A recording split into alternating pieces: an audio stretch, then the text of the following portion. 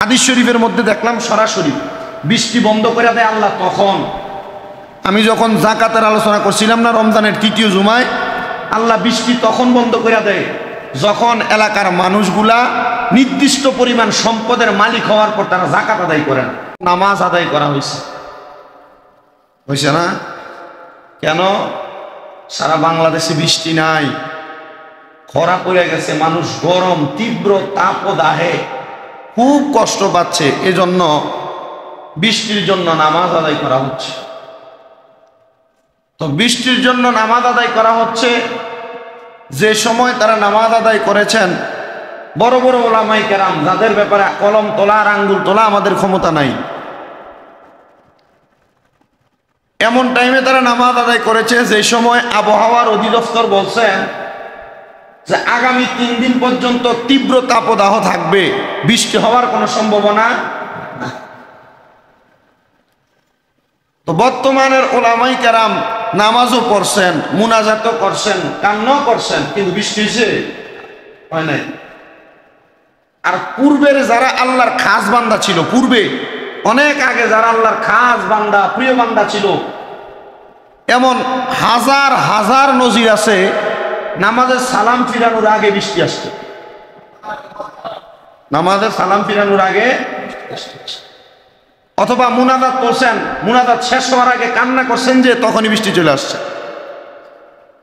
এখন দোয়া করা হয়, মুনাজাত করা হয়, নামাজ পড়া হয়, কিন্তু বৃষ্টি আয়ে কারণ কি? কারণ হলো আমাদের পূর্বে যিনারা ছিল ওনারা ছিল সলিড। ওনারা কি ছিল? একবার সলিড। আর এখন আমরা যারা আমাদের দেহ তৈরি করতেছি, ওই আমরা নিজে হারাম খাই, আর নচেত আমরা নিজে যে কোনো মাধ্যমে না মাধ্যমে আমাদের ভিতরে হারাম ঢুকে যাচ্ছে। যেমন মনে করেন আপনি হারাম কোনো কিছু খানই না, কেউ আপনাকে দেয়, তখন সে হারাম খুন আপনি জানার পর তারটাও খান না, কিন্তু আপনি হঠাৎ কোনো জায়গায় কোনো খাবার আহরণ করে ফেললেন, আপনি জানেন না যেই ব্যক্তির খাবার আহরণ করছেন এই ব্যক্তি নিজে একজন হারাম খুন। তার হারাম খাবার আপনার ভিতরে ঢুকার কারণে আপনার ইবাদতের তাকওয়া নষ্ট হয়ে যাইতেছে, ইবাদতের ইখলাস, ইবাদতের যেই মগ্নতা, ইবাদতের যেই খুশুসিয়ত, ইবাদত কবুল হওয়ার যেই খাস আকাঙ্ক্ষা, এটা নষ্ট হয়ে যাচ্ছে। তো কারণ কি? কারণ হচ্ছে আমাদের এই ইবাদত কবুল হওয়ার যে পূর্ব শর্ত হালাল খাবার খাওয়া, এটা আমাদের ভিতরে নেই। আর পূর্বে যিনারা দোয়া করতেন, ওনারা দোয়া করতেন যে তার পূর্বে ওনারা ওনাদেরকে ঠিক তেমনভাবে তৈরি করে নিতেন। কেমন? যে ওনারা আমরা যেমন খানার পাগল, ওনারা এই খাবারটার পাগল ছিলেন না, ওনারা ওই খাবারটার পাগল ছিলেন না। বেশিরভাগ সময় রোজা রেখা কাটাইতেন, বেশিরভাগ সময় রোজা রেখা কাটাইতেন। আর এত খাবার আহরণ করতেন না রোজা রাখার পর ইফতারের সময়, যা খাবার আহরণ করার পরে ওনার পেট একবারে টইটুম্বর হয়ে যাবে। তো এই জন্য আমাদের উচিত আমাদের দোয়া যেন কবুল হয়, আমাদেরকে এমনভাবে তৈরি করে নেওয়া, আমাদের দোয়া যেন কবুল হয় আমাদেরকে এমনভাবে তৈরি করে নেওয়া।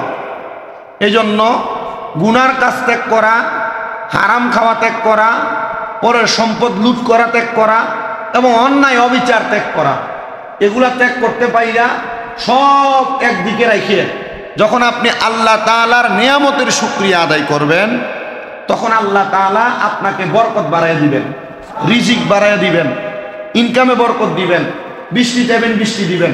এই বৃষ্টি কেন বন্ধ হয়েছে আপনাকে প্রশ্ন করলে আপনি কি উত্তর দিবেন?